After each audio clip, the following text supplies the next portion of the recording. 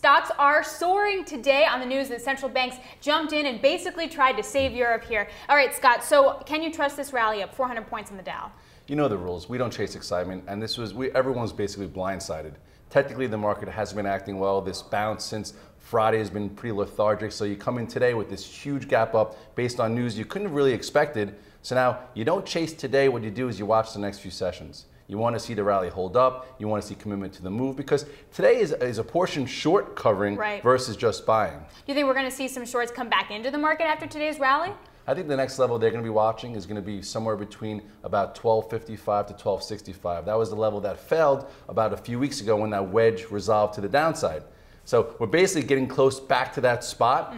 So there's a lot of people frustrated, both long and short, because if you've been playing both sides of it, you're getting spun around each way. All right, so long-term investor, you can't chase here. The shorts are getting squeezed. What sectors, though, do look really good and have cleared some good resistance areas? Well, we talked about in Morning Cloud, retail has been really good. We've talked about Nike, Walmart. It's been showing relative strength. There's also been some stocks in the refiner area. We've talked about Halliburton, Schlumberger. I think Caterpillar looks good. In tech, IBM's holding up, VMW in the cloud space. So there are some institutional quality stocks for the macro investor to stay in tier 1.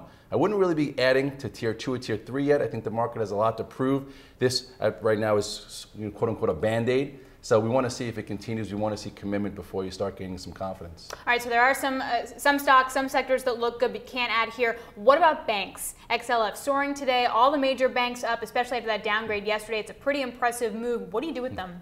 I think a lot of shorts got trapped there. People were expecting us to go lower on the bank downgrade, and even before the news, the banks are up. So they were absorbing it, so maybe they've been beaten up enough. So we've seen moves off the lows recently. The question is, can they sustain and go higher? I think Bank of America has room to about $650. I think Goldman Sachs can get back to like 98 to 102. So there's room for this bounce to continue, for shorts to get squeezed. The question is, can we get upside follow through? So then as a trader, would you be kind of adding to those positions right now to gain that momentum? I think guys did switch gears. You know, on the open, the banks held in there. Some tried to short it. They didn't go down, so they started buying it. But I think they're going to keep it on a short leash. As I said, there'll be areas of resistance to watch, and then bigger areas. So watch the XLF. I think back at 1255 or 13.25. That's going to be big resistance. And Goldman Sachs 98 to 102. So we'll see how these stocks handle the resistance levels, because it's real easy to come off the lows, because you have bottom feeders, you have shorts covering, but buying higher, it has been tough lately. All right, thanks, Scott. I really appreciate it. So this rally